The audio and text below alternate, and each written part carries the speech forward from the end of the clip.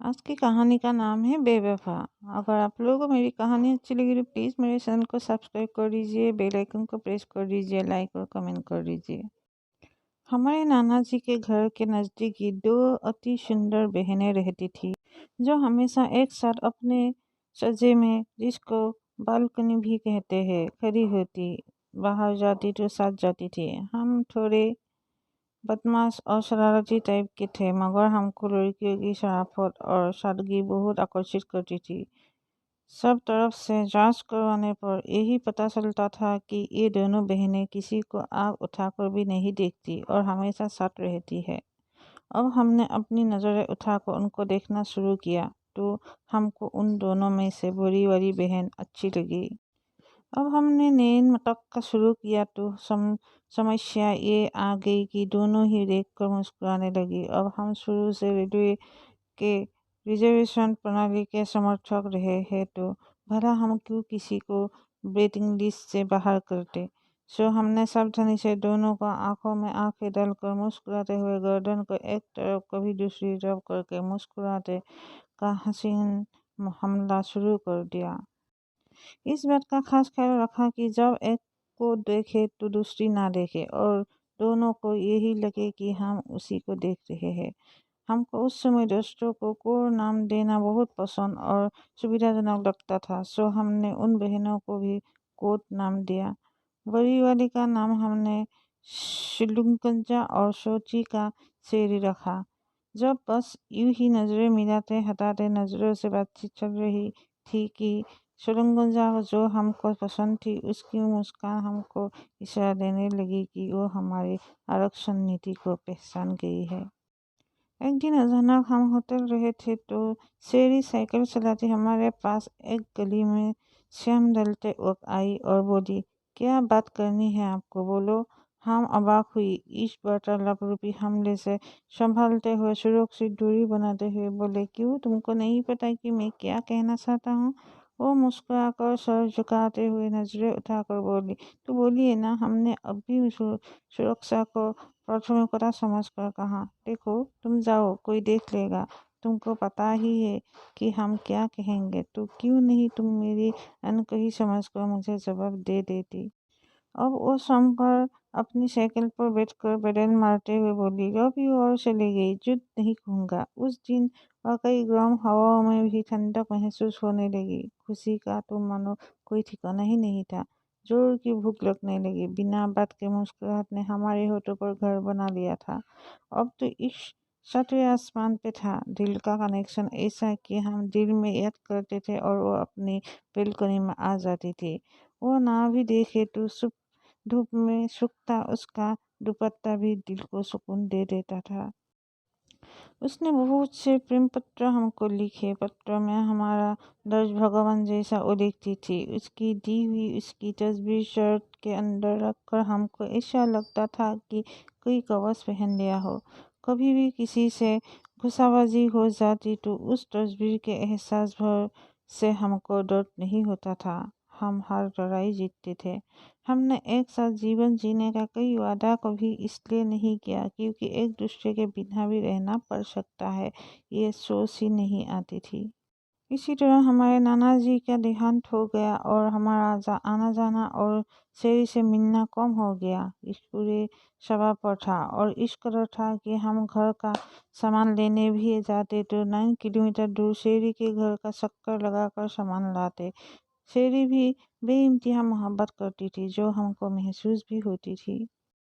इस सब के बीच एक बार हम शेरी के घर के नज़दीक पार्क में उसके आने का इंतजार अपने दो दोस्तों के साथ कर रहे थे कि वो शाम को अंधेरे में हमारे नज़दीक आए और बोली, मुझे आपसे कोई मतलब नहीं रखना है। मैं सिर्फ ये कहने आई हूँ कि अब मेरी फ़ोटो और लेटर्स मुझे वापस कर दो और मेरी ज़िंदगी से चले जाओ।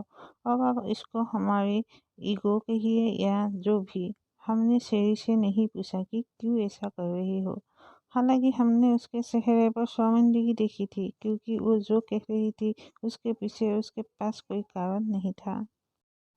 हम उसके जाने के बाद दोस्तों से जाने को कहकर उसी पार्क में बैठकर घंटों आंसू बहाते रहे। अगले दिन हमने ईमानदारी से उसके सब लेटर्स और फोटो उसको दी तो उसने कहा, सुनो, आप मुझे 1500 रुपये उधार दे सकते हो। हमने बिना कुछ कहे वो पैसे उसको दिए और चश्मे के पीछे अपनी नरम आंखों को छुपाते हुए बाइक स्टार्ट करके चल दिए। उसके बाद हमने उस गली की तरफ कभी मुड़कर नहीं देखा। हमको ऐसा धोखा मिला था जिसमें हमारी कोई गलती नहीं थी और ना ही हमको हमारी गलती बताई गई थी। हमने तो अपनी तरफ से पाक मुहब्बत की थी, कभी शारीरिक संबंधों के बारे में कोई सोच भी नहीं आई थी। फिर भी हमारे साथ ऐसा हुआ तो ये असहनीय था हमारे लिए, मगर हम सब इसलिए सह गए क्योंकि हमारी मोहब्बत थी वो। और उसकी खुशी या फैसले के आगे हम कोई दलील पेश करके खुद को कमज़ोर नहीं दिखाना चाहते थे। हम यूँ भी अपने को संभाल कर रखते थे क्योंकि हमको अपनी पहली मोहब्बत यानी अपनी माँ की चिंता खुद से ज़्यादा रहती थी। इसलिए खुद को नुकसान पहुँचाकर अपनी माँ को तकलीफ देने का गुनाह हम कभी करने की सोच भी नहीं सकते थे। और जब क्योंकि हमारी मोहब्बत सच्ची थी और हमने कभी जोर ज़बरदस्ती या कोई गलती मोहब्बत के दौरान नहीं की थी तो सब्र रहता था कि जो भी हो हम गलत नहीं हैं और हमने कभी अपनी मोहब्बत का बुरा नहीं सोचा और कभी लव लेटर या फ़ोटो दिखाकर अपनी मोहब्बत को बदनाम भी नहीं किया। अच्छा करने का एहसास ही सुकून देने के काफ़ी था। महबूबा तो नहीं थी मगर हमारा इश्क हमारे दिल में बाकी था। 6 साल बाद वो फिर हमको अचानक से मिली। उसकी शादी हो चुकी थी। हमारी बातचीत फिर शुरू हुई। बातचीत की वजह वो उधार दिए पैसे लौटाना चाहती थी। बातचीत होते हुए एक बार फिर वो हमारे इश्क में गिरफ्तार हो गई। वो हमसे बात करती तो करती ही रहती। हमने समझाया कि ये सब अब गलत है तो वो बोली, ठीक है, कुछ भी गलत नहीं होगा, हम दोस्त तो रह सकते हैं ना। हमने हाँ कहा, मगर हम जानते थे कि वो मोहब्बत करने लगी है। एक रोज़ हम मिले और उसने बताया कि वो हमको अपनी सहेली के भाई से उस वक्त मोहब्बत करने की वजह से छोड़कर चली गई थी। बाद में उसने उसके साथ बहुत दुख भी किए। उसने कहा, तुमने एक बार भी मुड़कर नहीं देखा, कभी मिलने भी नहीं आए, जानने की कोशिश भी नहीं की मेरे बारे में। मैं तुमको याद करती थी। तुम्हारी अच्छाई मुझे हमेशा याद रही कि कैसे तुमने कभी मुझे किसी बात के लिए मजबूर नहीं किया। मेरे मांगने पर सभी लेटर्स फोटो भी दे दिए थे। मैंने कहा, ये सबका अब कोई फ़ायदा नहीं। मेरा प्यार मेरे में सीमित है। मैं तुमको कोई तकलीफ तब भी नहीं देना चाहता था और अब भी नहीं दूंगा। दोस्तों की तरह हमारी बातें होती रही। इसी दौरान एक दिन उसने कहा वो मुझसे मिलना चाहती है। मैंने उसको मिलने को मना किया कर दिया। वो नहीं मानी और मेरे घर आ धमकी। मैंने उससे कहा, क्या हुआ, क्यों मिलना था? वो बोली, मुझे आपके गले लगना है, बस एक बार। मैं कुछ कह पाता उससे पहले वो लिपट गई मुझसे और इतना रोई कि क्या कहूँ। उस भावुक पल में मुझे एहसास हुआ कि वो खुद पर काबू रख पाने में नाकाम हो रही है। तो मैंने बिना उसके कुछ कहे कहा, तुम फिक्र ना करो, मैं माँ की कसम खाकर कहता हूँ कि तुम्हारे साथ कुछ भी गलत नहीं करूँगा। वो आधे घंटे मेरे गले लगकर रोई। जब जाने लगी तो उसकी आंखों में मोहब्बत की जगह इज्जत थी।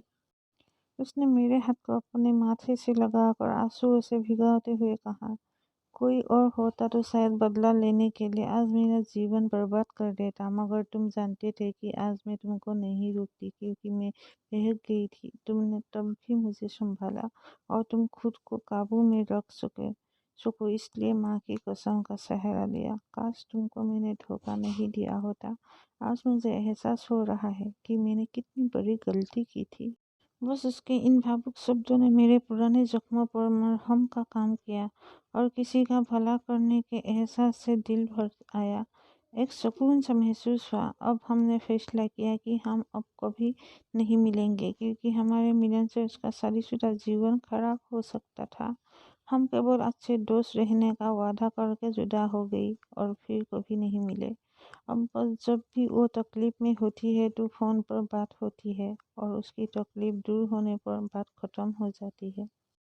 ये भी अच्छा है। तकलीफ में लोग उसे ही याद करते हैं जो दिल के करीब होते हैं। इसलिए जनाब, हमने अपने अनुभव से यही सीखा है कि जब आप किसी से प्यार करते हो तो उसका बुरा करने की सोच भी नहीं सकते। आप सही और सच्चे हैं तो आपकी सच्चाई आपको एक दिन सम्मान जरूर दिलवाएगी। इसलिए बदला लेना या खुद का बुरा करने से बेहतर है अपनी नाकाम मोहब्बत को अपने दिल में सहेज कर रखना। मोहब्बत से भी अगर कुछ बड़ा है तो वो है महबूबा से मोहब्बत के साथ इज्जत पाना। और इज्जत आपको आपके अच्छे कर्म आज नहीं तो कल जरूर दिलवा देंगे। धन्यवाद।